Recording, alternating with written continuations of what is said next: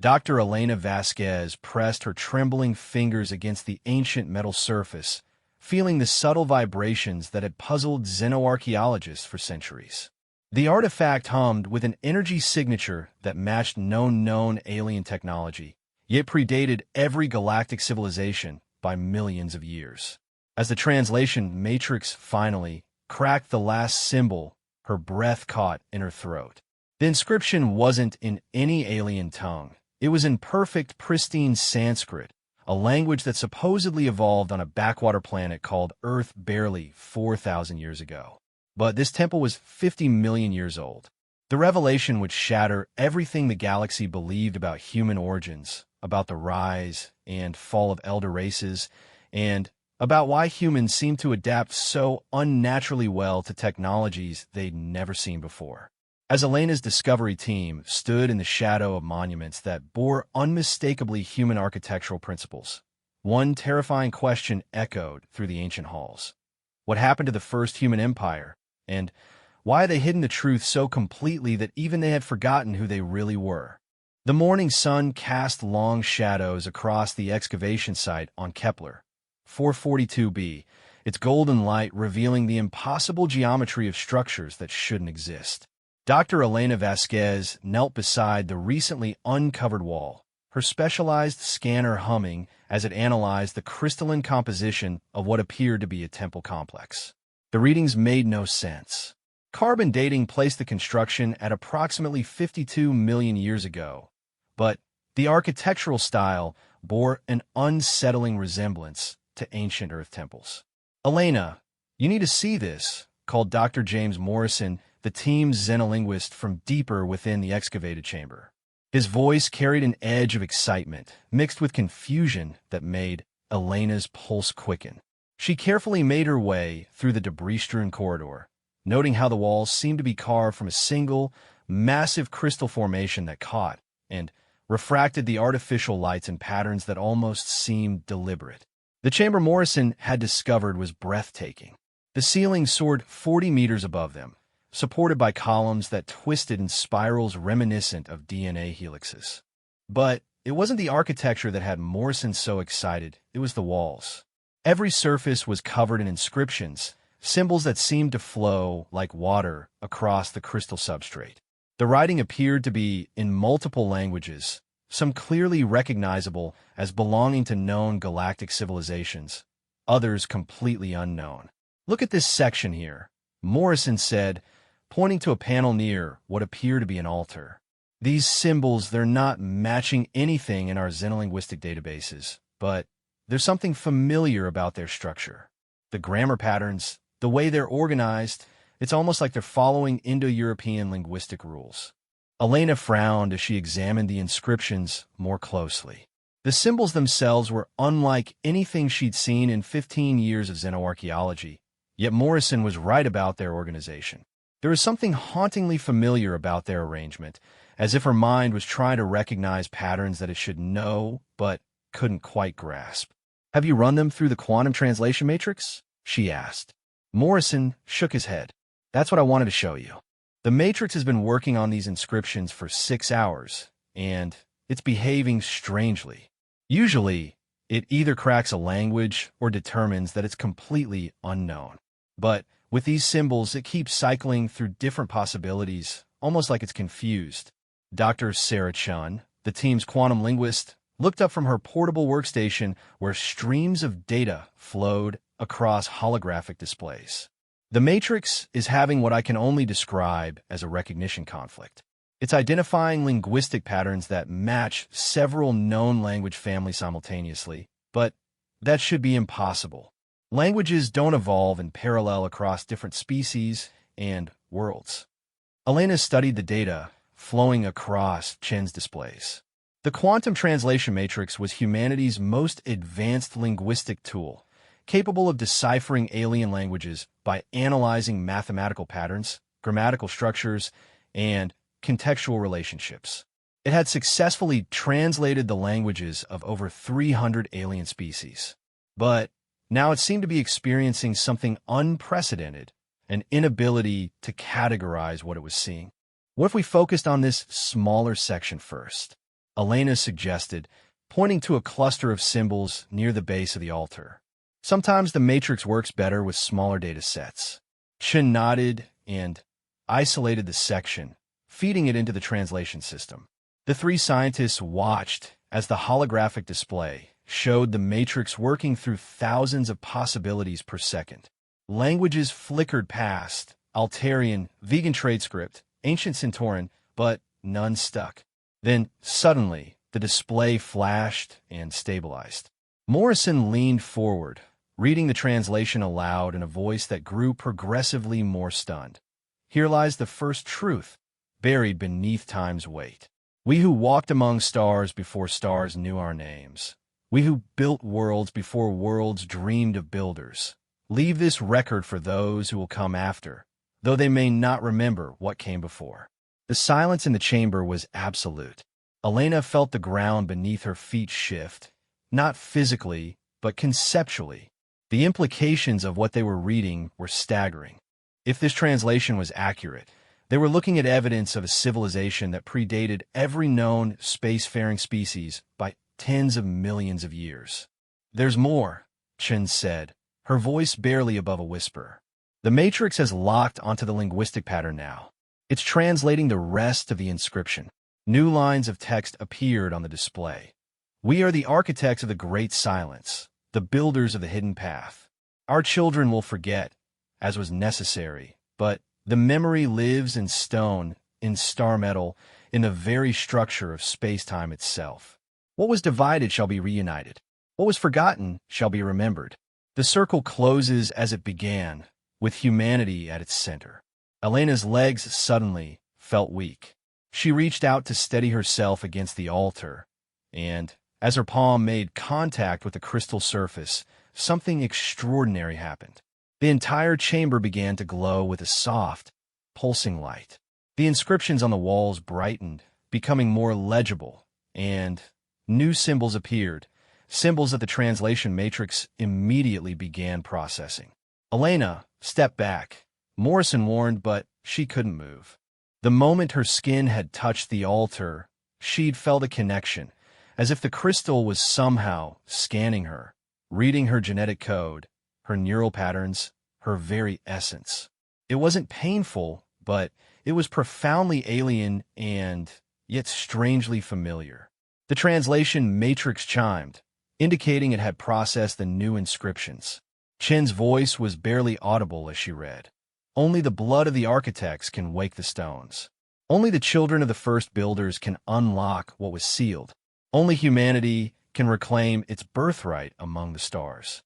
The chamber's glow intensified, and suddenly, the walls were alive with flowing text, thousands upon thousands of inscriptions becoming visible as the crystal responded to Elena's touch. The translation matrix worked frantically, processing language after language, all of them sharing the same impossible characteristic. They were all, in some fundamental way, related to human linguistic patterns. "This can't be right," Morrison muttered, but his voice lacked conviction. The evidence was mounting, piece by piece, translation by translation. Elena finally managed to pull her hand away from the altar, and the chamber's glow dimmed slightly, though the inscriptions remained visible.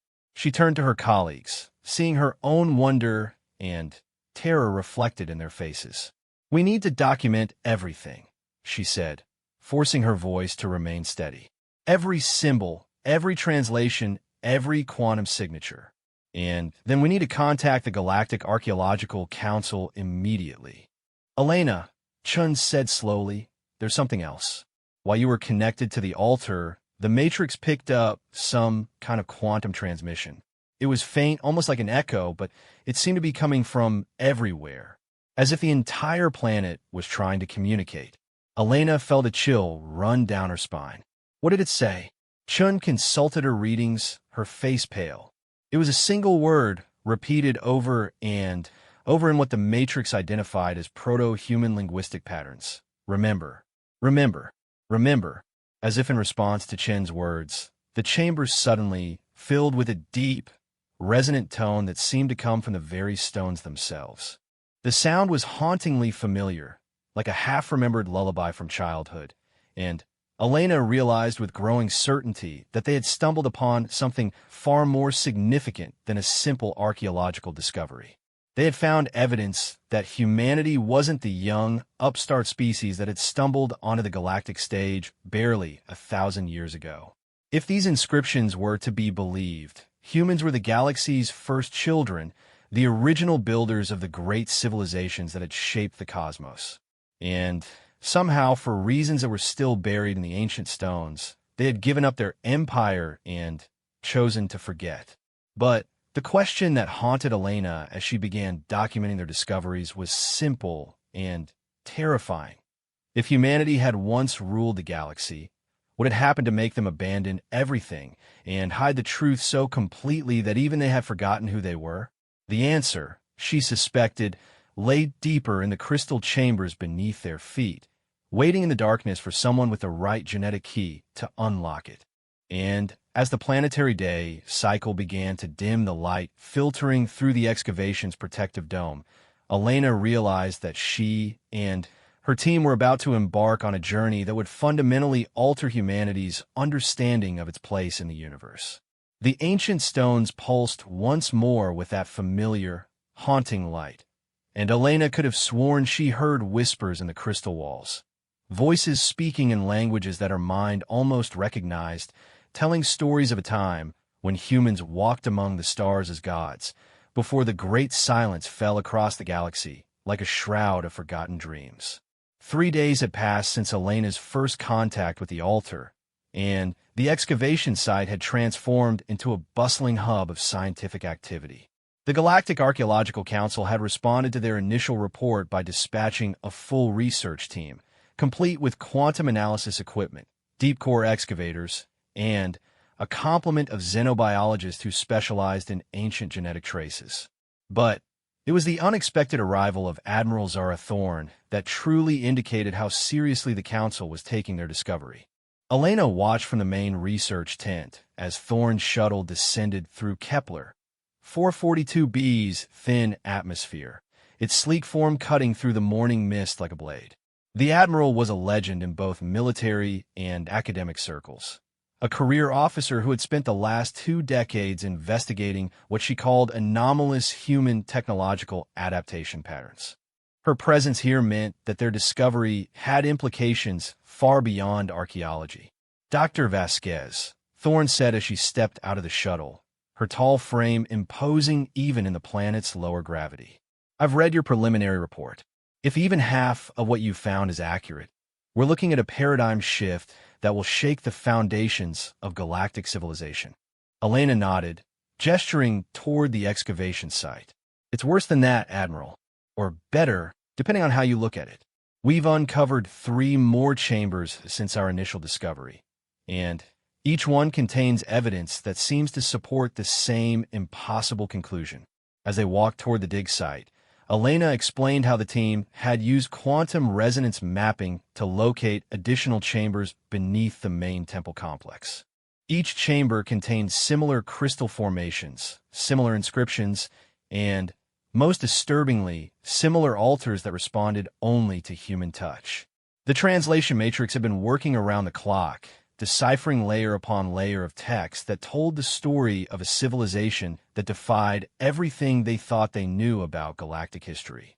Show me the genetic evidence first, Thorne said as they entered the main chamber. Dr. Sarah Chun looked up from her analysis station, her face drawn with exhaustion, but bright with excitement. Admiral, you're not going to believe this. We've been analyzing the quantum traces left in the crystal matrix whenever Elena or any other human makes contact with the altar. The crystals aren't just responding to human touch. They're performing detailed genetic scans and cross-referencing them with data stored in their quantum structure. Chin pulled up a holographic display that showed complex genetic sequences floating in the air between them. Every human on the team has made contact with the altar, and the results are consistent.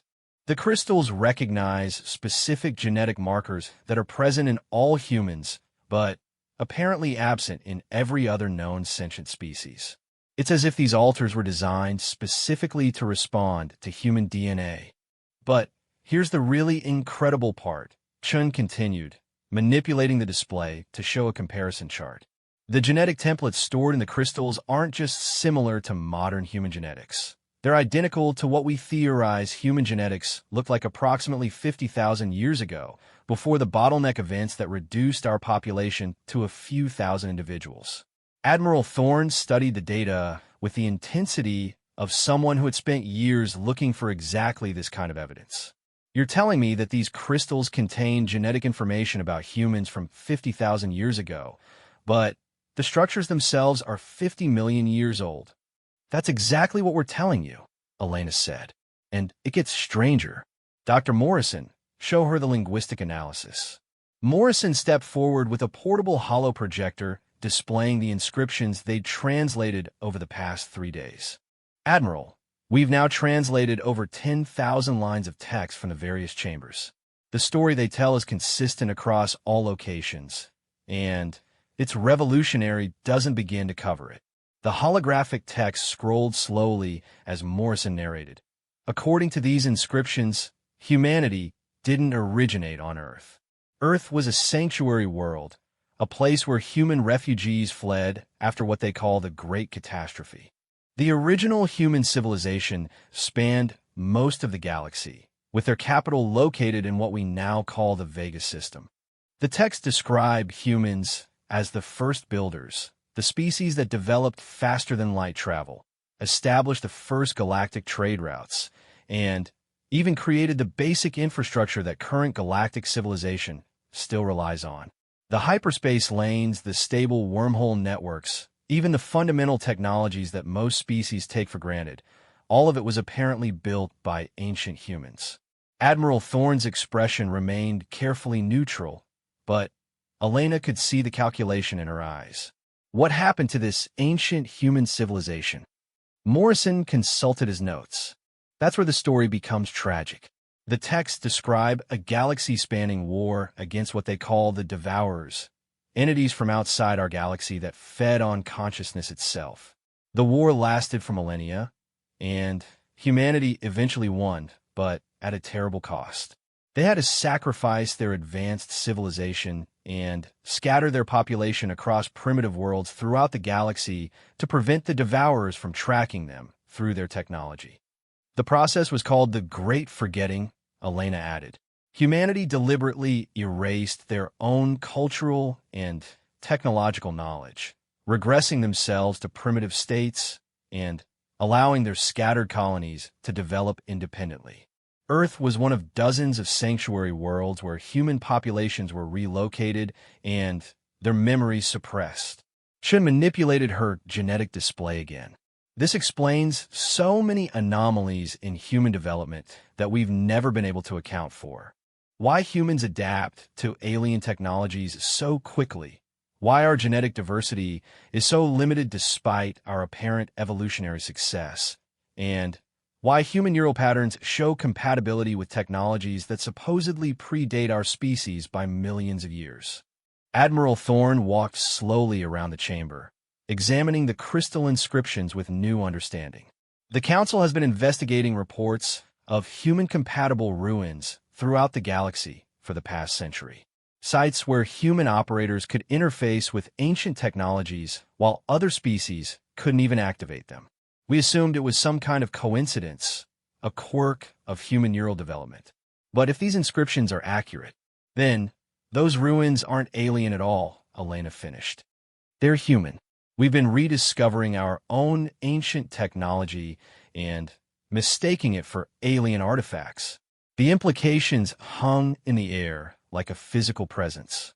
Elena could see each member of the team processing what this meant for their understanding of galactic history, of human identity, of the very structure of interstellar civilization. Humans weren't the newcomers they believed themselves to be. They were the returning children of the galaxy's first great empire. There's more, Morrison said quietly. The inscriptions describe what they call awakening protocols, methods by which scattered human populations could eventually recover their lost knowledge and reclaim their heritage. The temples we've discovered aren't just monuments. They're activation nodes in a galaxy-spanning network designed to trigger human racial memory when the time was right. She nodded toward her quantum analysis station. We've detected similar quantum signatures on over 200 worlds throughout the galaxy. If these temples are activation nodes, then we're looking at a network that spans most of known space. Admiral Thorne was silent for a long moment, her military mind clearly working through the strategic implications. When she finally spoke, her voice was carefully controlled. Dr. Vasquez, I need to ask you something, and I need you to be completely honest. When you made contact with the altar, did you experience anything that felt like memory? Visions of things you shouldn't know, understanding of technologies you've never studied. Elena hesitated. She had been hoping to avoid this question, but she realized that honesty was essential. Yes, when I touched the crystal, I saw flashes of something, memories that weren't mine, of cities floating in space, of technologies that could reshape matter at the quantum level. I saw humans piloting ships the size of moons, directing the construction of artificial worlds, wielding what could only be described as godlike power. And I wasn't the only one, she continued, glancing at her colleagues.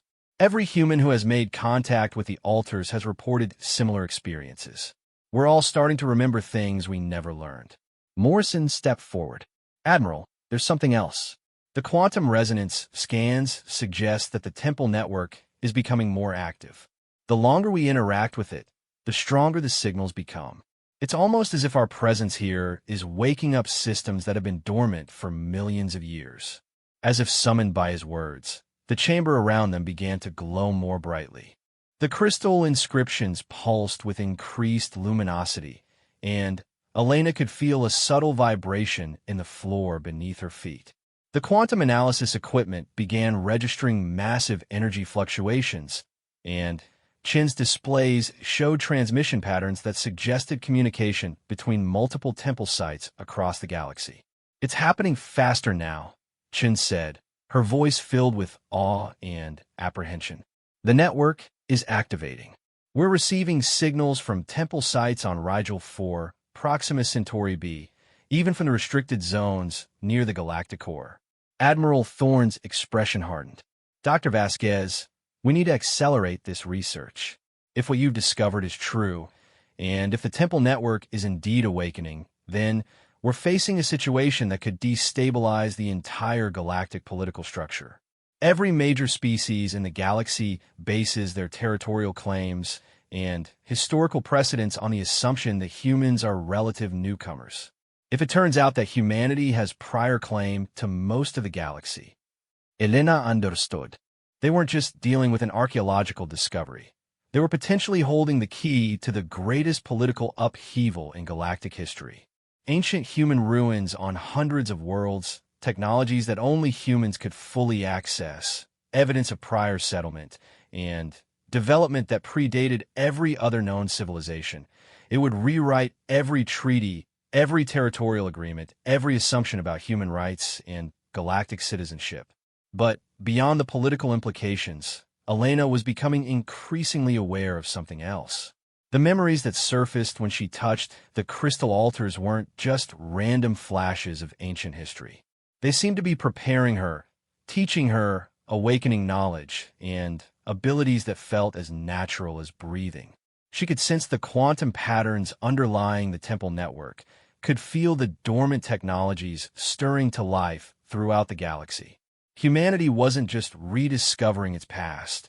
It was remembering how to be what it once was. And Elena suspected that process, once begun, could not be stopped.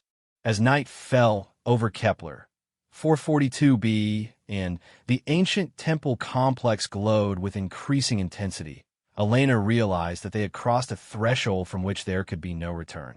The great forgetting was ending, and humanity was about to reclaim its birthright among the stars. The only question was whether the galaxy was ready for the return of its eldest children.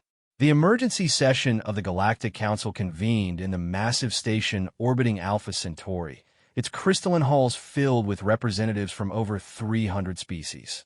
Elena stood in the witness chamber, acutely aware that her testimony would reshape the political landscape of known space. Beside her, Admiral Thorne maintained her military bearing despite the weight of what they were about to reveal to the galaxy's leadership. Ambassador Kethvar of the Altarian Hegemony, the Council's current presiding officer, called the session to order with a resonant harmonic that translated through the universal communication system as formal authority. His species had held significant political power for over 50,000 years, claiming some of the galaxy's most resource-rich systems based on their ancient territorial rights. Today, those claims would be challenged in ways he could never have imagined. The Council recognizes Dr. Elena Vasquez of the Human Archaeological Institute. Kethvar announced his bioluminescent patterns shifting to indicate careful attention. You have requested an emergency session to present evidence of significant historical discoveries. Please proceed. Elena activated the holographic projector that would display their findings to the assembled delegates. The first image that materialized above the chamber floor was the temple complex on Kepler 442b, its crystal structures gleaming with their characteristic inner light. A murmur ran through the chamber as several delegates recognized architectural patterns that resembled ruins on their own worlds. Honored delegates, Elena began, her voice carrying clearly through the translation systems. 3 weeks ago, my team made a discovery that challenges our fundamental understanding of galactic history. We have uncovered irrefutable evidence that humanity is not a young species that recently achieved spaceflight, but rather the descendants of the galaxy's first great civilization. The murmur in the chamber grew louder, with several delegates beginning what appeared to be urgent consultations with their advisors. Elena pressed on, displaying the genetic analysis data that Chun had compiled. These crystal structures contain genetic templates that precisely match human DNA patterns from approximately 50,000 years ago. But the structures themselves are over 50 million years old. The only logical conclusion is that humans were present in the galaxy millions of years before any currently known civilization achieved sentience. Representative Zothkree of the Vegan Trade Confederation rose from his delegation's platform, his serpentine form coiling with agitation. Dr. Vasquez, you are asking us to believe that humans, who have been spacefaring for barely a millennium, somehow predate civilizations that have maintained continuous galactic presence for hundreds of thousands of years. This is clearly either a misinterpretation of your data or an elaborate deception. Elena had expected this reaction. She activated the next series of displays, showing the translated inscriptions from multiple temple sites. Representative Zothkree, I understand your skepticism. However, we have now activated similar temple complexes on 47 worlds throughout the galaxy. Each site tells the same story, using linguistic patterns that predate all known galactic languages by millions of years. The holographic display shifted to show a galactic map with pulsing points of light indicating active temple sites. Elena could see delegates throughout the chamber recognizing worlds within their own territories, worlds where alien ruins have been discovered but never fully understood. Admiral Thorne stepped forward. Honored delegates, I have spent the past 2 decades investigating anomalous technological compatibility patterns throughout the galaxy. The evidence has always suggested that humans could interface with ancient technologies that other species found completely inert. We now understand why. These technologies are not alien. They're the remnants of humanity's original galactic civilization. The chamber erupted into chaos. Delegates from dozens of species began shouting simultaneously, their various forms of communication creating a cacophony that overwhelmed even the universal translation system. Elena could make out fragments of outraged protests, demands for verification, and what sounded like threats from species whose territorial claims were built on the assumption of human novelty. Ambassador Kethvar restored order with a powerful harmonic pulse that cut through the noise. Dr. Vasquez, these are extraordinary claims. What proof do you offer beyond your interpretation of ancient inscriptions and genetic traces? Elena had been prepared for this moment.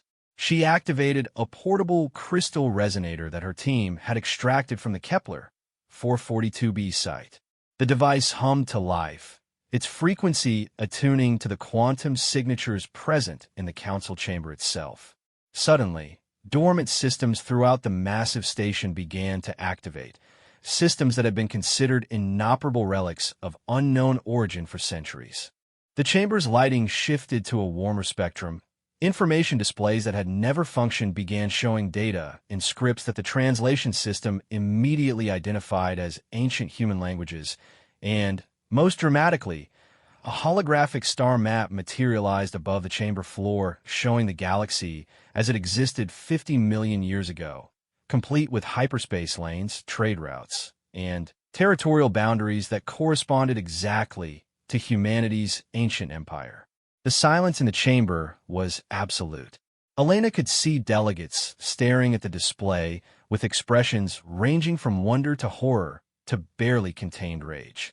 The implications were staggering. Not only had humans been the galaxy's first great civilization, but much of the infrastructure that current galactic society depended on had been built by ancient humanity. The hyperspace lanes you use for faster-than-light travel, Elena explained quietly, the stable wormhole networks that connect distant systems, even this very station, all of it was constructed by ancient humans using technologies that we're only now beginning to remember. Representative Mordak of the Regelian Empire, whose species claimed to be the galaxy's oldest continuous civilization, rose slowly from his platform. His crystalline exoskeleton flickered with patterns that Elena's enhanced translation system identified as deep uncertainty mixed with growing alarm. "If what you claim is true," Mordak said, his voice resonating through harmonic frequencies, "then the entire legal and territorial framework of galactic civilization is built on false premises. The Regelian Empire's claims to our core systems, the Altarian hegemony's trade monopolies, the Centauran Federation's colonial rights, all of these are based on documented settlement patterns that assume human absence during our early expansion periods." Elena nodded gravely. "That's correct, Representative Mordak. According to the records we've uncovered, most of the systems currently controlled by major galactic powers were originally settled and developed by ancient humanity. We're not making territorial claims at this time, but the historical record is clear." The chamber exploded into chaos again, but this time the tone was different. Elena could hear the beginnings of real fear in the voices of the delegates. She watched as several species representatives began urgent communications with their home governments, clearly reporting on developments that could fundamentally alter the balance of galactic power. Admiral Thorne activated her own holographic display, showing military intelligence that she had been gathering for years. The situation is more complex than simple territorial disputes. Over the past month, as more temple sites have activated, we've observed significant changes in human cognitive and physiological patterns. Humans in proximity to active sites are displaying enhanced problem-solving abilities, improved reaction times, and, most significantly, intuitive understanding of technologies they've never encountered. She paused, letting the implications sink in before continuing. "We believe that the temple network isn't just a historical record. It's a reactivation system designed to restore humanity's original capabilities. The ancient humans didn't just hide their technology. They suppressed their own species' development to ensure their survival. Now that suppression is ending." Elena stepped forward again. "This brings us to the real reason for this emergency session. The awakening process appears to be irreversible and accelerating. Human populations throughout the galaxy are beginning to access genetic memories, ancestral knowledge, and technological capabilities that have been dormant for millions of years. We need to prepare for the social and political implications of humanity's transition back to what we once were." The holographic display shifted again, showing real-time data from human colonies throughout the galaxy. Birth rates were increasing, lifespans were extending, and, most remarkably, children born in the past month were displaying cognitive abilities that far exceeded baseline human norms. "The children are remembering fastest," Elena continued. "They're learning languages they've never heard, solving mathematical problems they shouldn't understand, and demonstrating intuitive grasp of quantum mechanics and hyperspace physics. We estimate that within a generation, possibly sooner, humanity will have fully recovered the capabilities that made us the galaxy's first great civilization. Representative Ythera of the Andromedan Cooperative, whose species was known for their advanced predictive modeling capabilities, activated her species' complex probability analysis systems. The mathematical projections she displayed painted a stark picture of the galaxy's immediate future. According to our projections, Ythera announced, her translated voice carrying harmonics of inevitable certainty. If humanity continues this awakening process at its current rate, they will achieve technological and cognitive parity with their ancient ancestors within 50 years. Given the infrastructure they apparently built and the genetic advantages they are redeveloping, they would become the dominant power in the galaxy within a century. Elena felt the weight of 300 species' attention focused on her. She understood that she was no longer just an archaeologist presenting research findings. She was humanity's inadvertent representative at a moment that would determine the future of galactic civilization. "We didn't choose this awakening," she said firmly. "We didn't even know it was possible until we activated the first temple.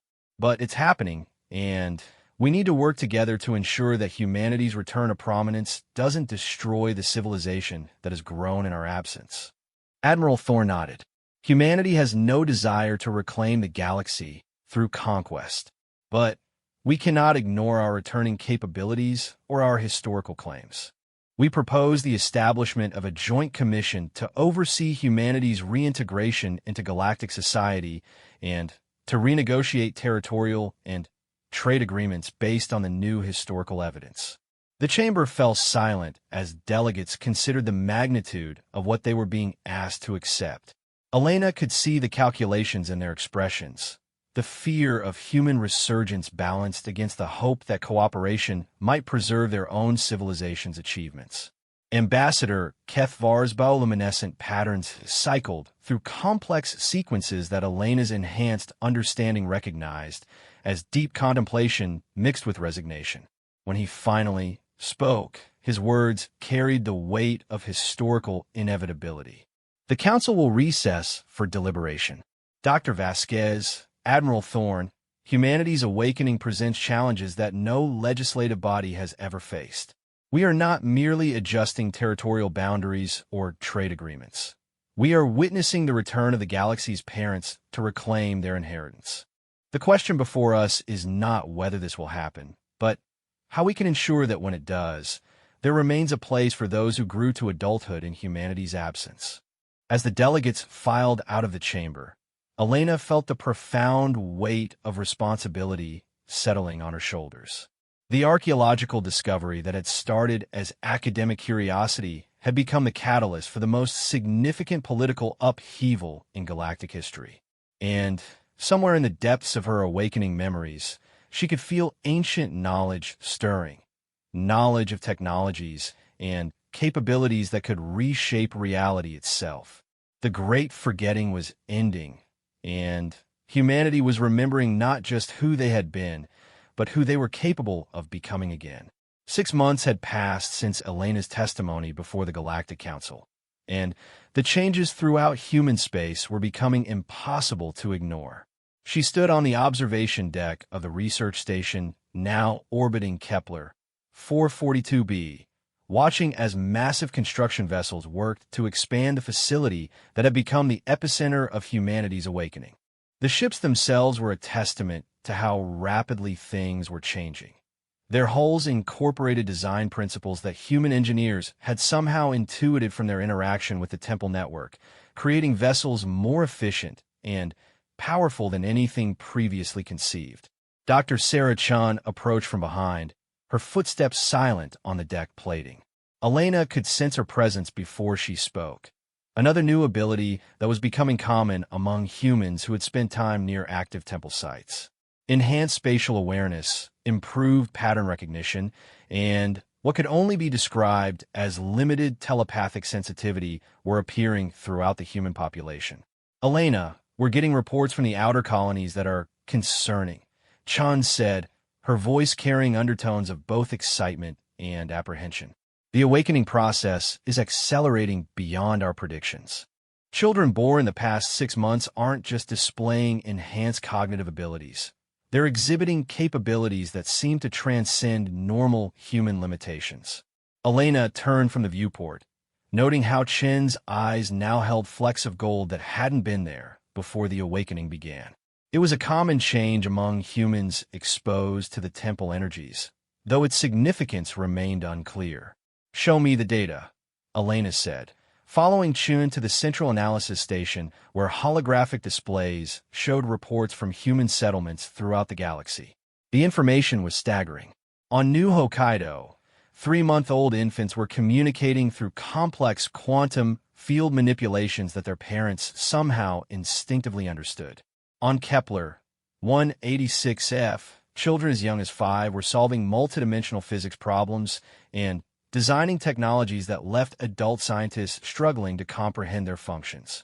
Most remarkably, on the frontier world of Gliese 667cc, a group of teenagers had apparently constructed a functional matter compiler using only raw materials and what they described as remembered knowledge.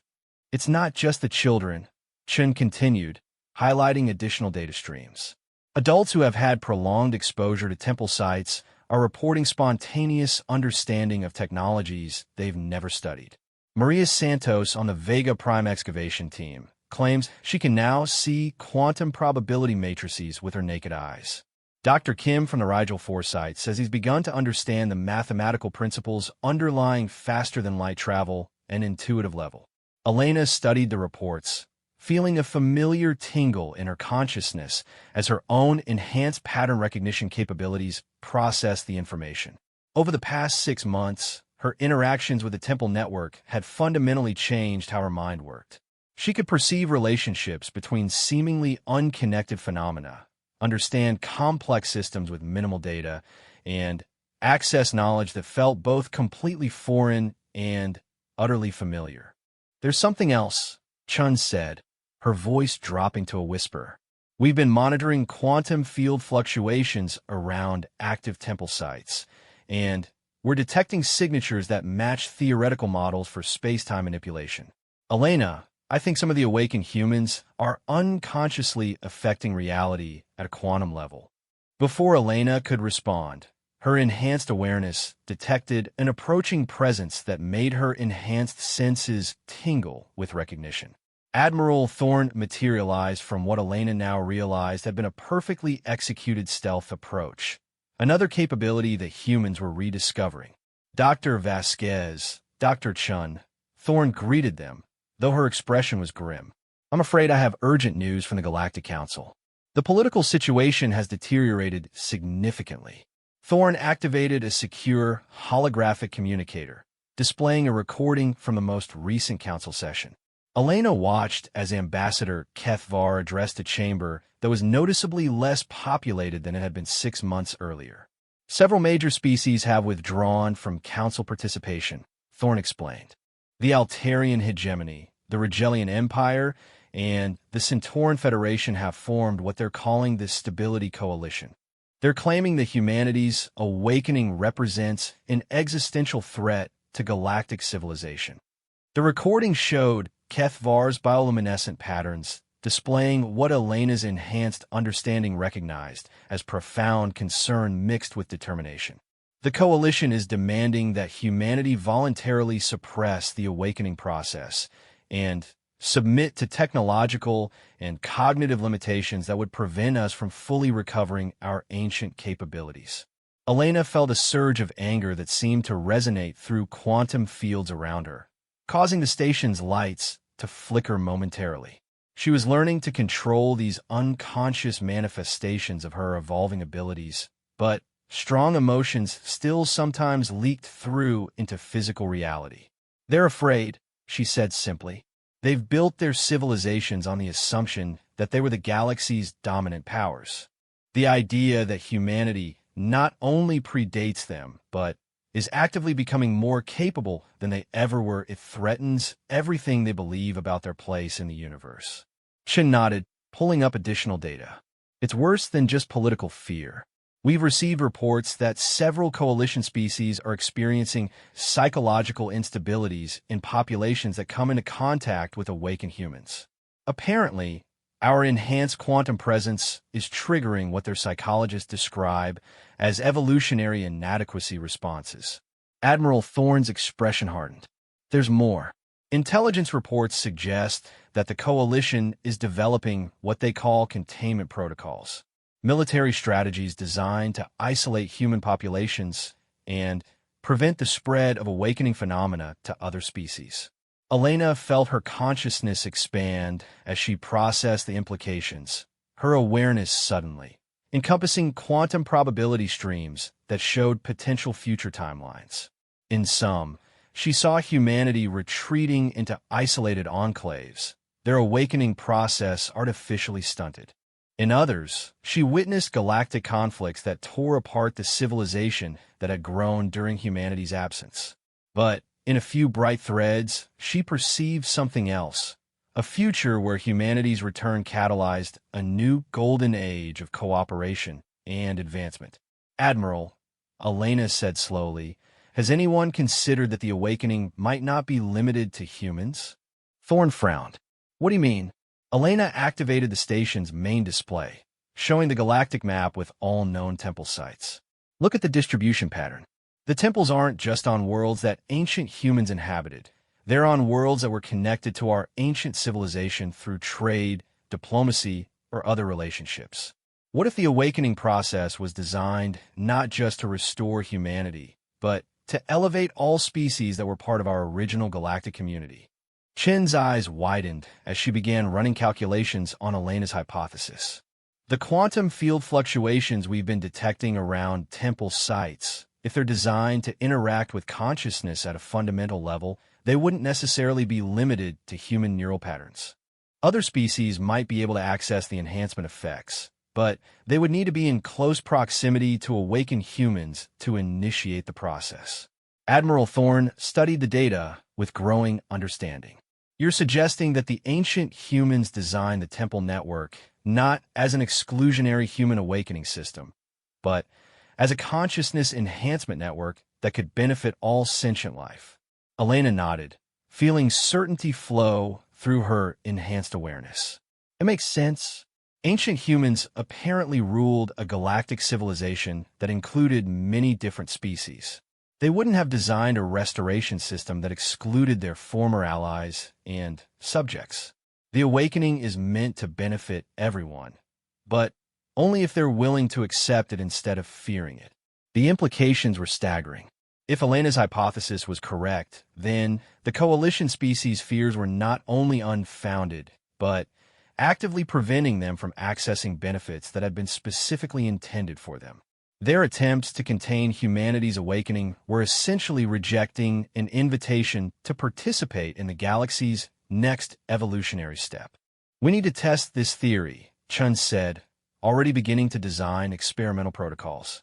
If we can demonstrate that non-human species can benefit from controlled exposure to awakening energies, it could completely change the political dynamic. Elena felt her consciousness touch the vast network of quantum connections that linked temple sites throughout the galaxy. Somewhere in that web of ancient knowledge, she sensed approval, as if the system itself was recognizing the correctness of their understanding. There's something else, she said, her voice taking on the harmonic qualities that seem to emerge when awakened humans access deep knowledge. I can feel the network's purpose more clearly now. The ancient humans didn't just hide their civilization. They sacrificed it to save the galaxy from the devourers. But they also planted the seeds for something greater to emerge when the threat was past. She paused, processing information that flowed through quantum channels her ancestors had built into the very structure of space-time. The awakening isn't about restoring humanity to what we were. It's about evolving all galactic civilization to what we were meant to become, together. Admiral Thorne absorbed this information with a strategic mind that had made her one of humanity's most effective leaders. If that's true, then We need to find a way to communicate this to the coalition species before their fear drives them to actions that could damage the awakening process for everyone. Elena felt the weight of responsibility settling on her shoulders once again. The archaeological discovery that had seemed so straightforward 6 months ago had become the fulcrum point for the galaxy's future. But now she understood that this had always been the intended purpose. Humanity's return was meant to herald not their own restoration, but the elevation of all galactic civilization to unprecedented heights. The question was whether the other species would overcome their fears in time to participate in the transformation their ancient human allies had prepared for them, or whether their resistance would force humanity to complete the awakening alone, leaving them behind in a galaxy that was moving beyond their comprehension. As Elena stood in the heart of the Temple Network's influence, feeling the vast web of quantum connections that span the galaxy, she realized that the great forgetting was ending not just for humanity, but for everyone. The only question was whether galactic civilization would embrace the change or be overwhelmed by it. The network pulsed around her with patient, ancient wisdom, and Elena understood that time was running short for the galaxy to make its choice. 1 year after the first temple activation, Elena stood in the grand amphitheater of New Geneva, the newly constructed human capital that had risen from quantum-manipulated matter in the space of months. Around her, representatives of over 400 species gathered for what historians would later call the Convergence Summit, the moment when galactic civilization chose its future. The changes in Elena herself were profound.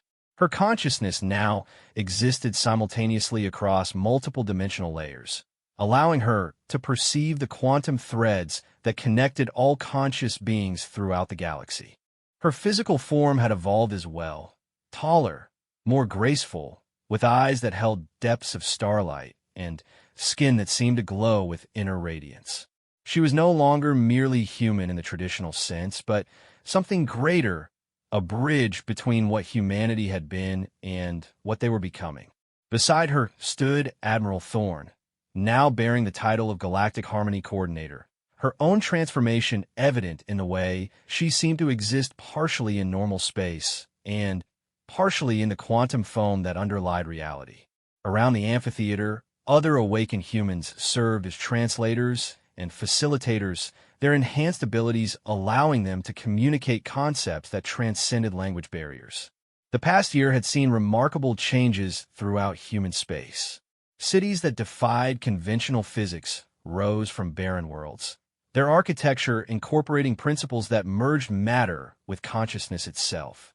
Human children born during the awakening displayed abilities that bordered on the miraculous. They could manipulate matter at the molecular level through focused intention, communicate across interstellar distances through quantum entanglement, and perceive the probability streams that govern future events. But the most significant development had been the voluntary approach of nearly 100 species seeking to participate in the awakening process.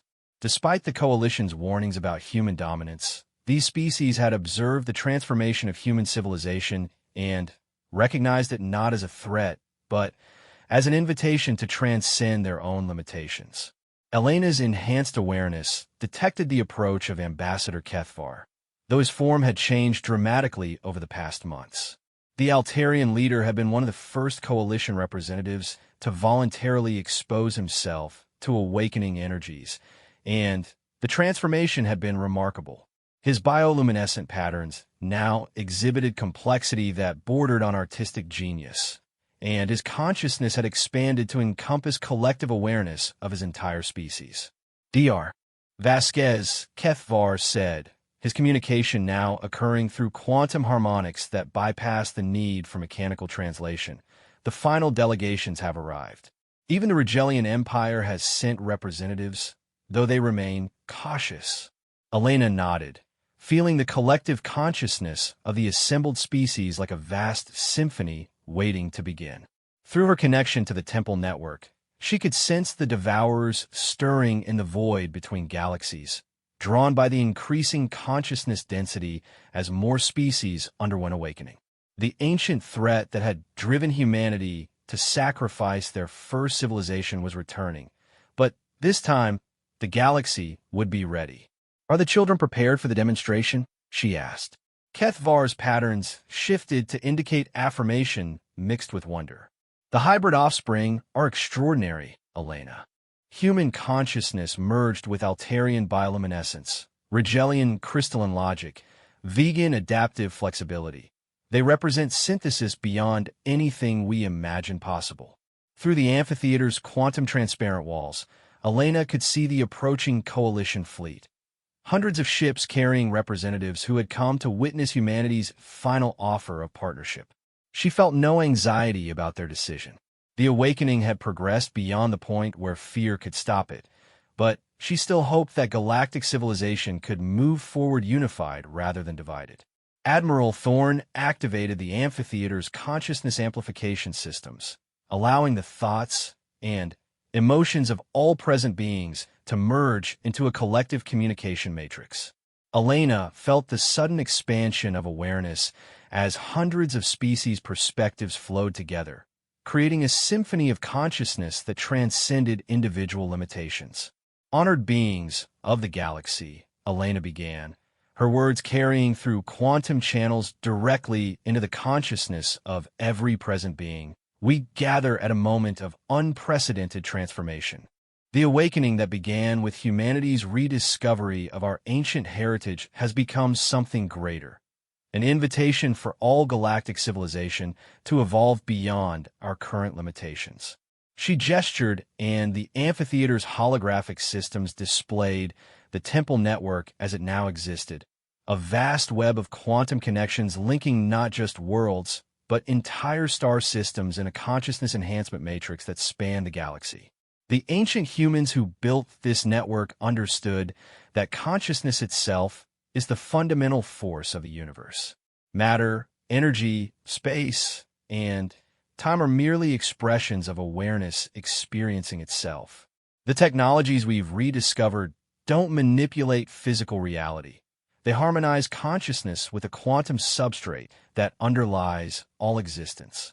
Elena activated a demonstration that she and the awakened children had prepared. Around the amphitheater, matter began to reshape itself according to conscious intention. Stone flowed like water before solidifying into impossible geometric forms. Energy patterns danced through the air in patterns that conveyed mathematical truths too complex for traditional language, and dimensional portals opened to display vistas of other realities entirely. "This is not magic," Elena explained as gasps of wonder echoed through the consciousness matrix. "This is technology so advanced that it merges completely with the user's awareness." The ancient humans achieved this level of development, but they sacrificed it to save the galaxy from entities that fed on consciousness itself. Now, those entities are returning, drawn by the increasing awareness density of our awakening civilization. The holographic display shifted to show deep space beyond the galactic rim, where dark shapes moved between the stars, entities that existed in the spaces between dimensions, patient predators that had waited millions of years for consciousness to flourish again so they could feed. Representative Mordak of the Rigelian Empire, his crystalline form now shot through with veins of pure light from his partial awakening, projected thoughts of concern through the matrix. Dr. Vasquez, if these devourers defeated the ancient humans despite their advanced capabilities, what makes you believe we can succeed where they failed? Elena smiled, feeling the vast network of awakened consciousness that now spanned hundreds of worlds. Because we're not just humans anymore, Mordak. We're not even separate species. The awakening has shown us that consciousness itself is unified at the quantum level. When we work together, when we merge our awareness, we become something greater than the sum of our parts. She activated another demonstration, this one involving the hybrid children that had been born from awakened parents of different species. These beings represented something unprecedented in galactic history, consciousness that transcended species barriers entirely. As they demonstrated their abilities, reshaping reality through collective intention, Elena felt the assembled delegates' resistance crumbling.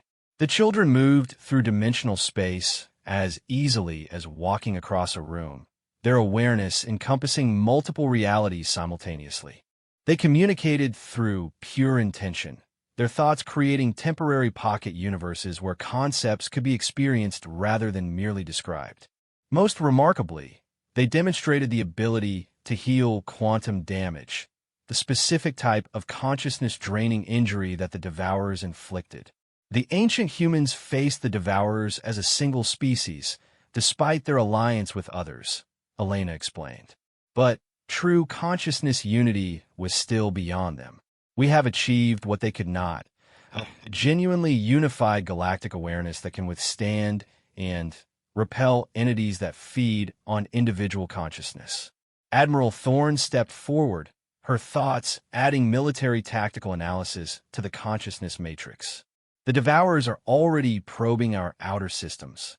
Our scouts report increasing reality distortions in the void spaces between galaxies. We estimate 18 months before they begin direct assault on populated systems. But the awakening is accelerating, and our defensive capabilities grow stronger every day. Elena felt the decision point approaching through probability streams only awakened consciousness could perceive. The assembled delegates were experiencing something unprecedented, direct perception of the choice that would determine not just their species' futures, but the fate of consciousness itself in this galaxy. Ambassador Ythera of the Andromedan Cooperative, her species' advanced probability mathematics, now enhanced beyond calculation into direct precognitive awareness, shared her analysis through the matrix. The probability threads are clear. Unity leads to transcendence and successful defense against the Devourers. Division leads to species extinction as we're harvested individually. There is no path to survival that doesn't involve embracing the awakening. Elena felt the moment of decision crystallizing. Throughout the amphitheater, representatives of hundreds of species were experiencing direct consciousness contact with awakened beings, feeling the expansion of awareness that came with accepting the enhancement network. Fear was giving way to wonder, suspicion to understanding, competition to cooperation. The coalition's final resistance crumbled when Representative Zothkree of the Vegan Trade Confederation shared his transformation through the Matrix. His serpentine consciousness, enhanced by awakening energies, now perceived economic and social relationships as living networks of mutual benefit rather than competitive struggle. I have seen the mathematics of consciousness unity, he projected to the assembly. Individual species optimization leads to local maxima, brief success followed by inevitable decline. But collective consciousness optimization leads to global maxima that can sustain exponential growth indefinitely. The awakening doesn't diminish us. It allows us to become what we were always meant to be. Elena felt the cascade begin as species after species opened themselves to the awakening process. The temple network responded by extending quantum channels to their home systems, beginning the consciousness enhancement process that would eventually encompass entire populations. The galaxy was choosing unity. As the summit concluded and delegates began the journey back to their worlds to oversee their species' awakening processes, Elena stood again at the amphitheater's observation deck. But now she wasn't alone in her enhanced perception. Thousands of awakened beings throughout the galaxy shared her awareness, their collective consciousness beginning to approach the threshold that would make them truly immune to the Devourer's harvest. Admiral Thorne joined her, her thoughts already coordinating defensive preparations across hundreds of systems. The hybrid children are proposing something unprecedented, she shared through their quantum link. They want to attempt direct communication with the Devourers, not to negotiate, but to offer them something they've never encountered before. Elena perceived the children's plan through the consciousness network and felt wonder flow through her enhanced awareness. They weren't planning to fight the Devourers. They were preparing to transform them. If consciousness was truly fundamental to existence, then even entities that fed on awareness could potentially be awakened to higher states of being. It's ambitious beyond anything the ancient humans attempted, Elena responded. But then we've already achieved what they thought impossible. Perhaps it's time to discover what lies beyond even their dreams. As the galactic awakening accelerated and the first generation of truly unified consciousness prepared to face humanity's ancient enemy, Elena realized that the archaeological discovery that had started this journey was merely the beginning. They weren't just reclaiming humanity's ancient heritage. They were pioneering forms of existence that had never before been achieved in this universe. The Great Forgetting was ending, but what emerged from its conclusion would be greater than anything that had come before. Galactic civilization was awakening to its true nature, and in doing so, it was becoming something that could not only survive the return of the Devourers, but potentially transform them as well. The galaxy's children had grown up during humanity's absence, and now they were ready to transcend even their parents' greatest achievements. The age of consciousness had truly begun, and its possibilities extended far beyond the boundaries of a single galaxy, reaching toward a universe where awareness itself would evolve to heights that defied current comprehension. Elena smiled as she felt the quantum threads of connection spreading throughout the galaxy, carrying with them the promise of transformation that would echo across all possible realities. The original Elder race had returned, but they had brought with them something unprecedented, the gift of universal awakening that would reshape existence itself.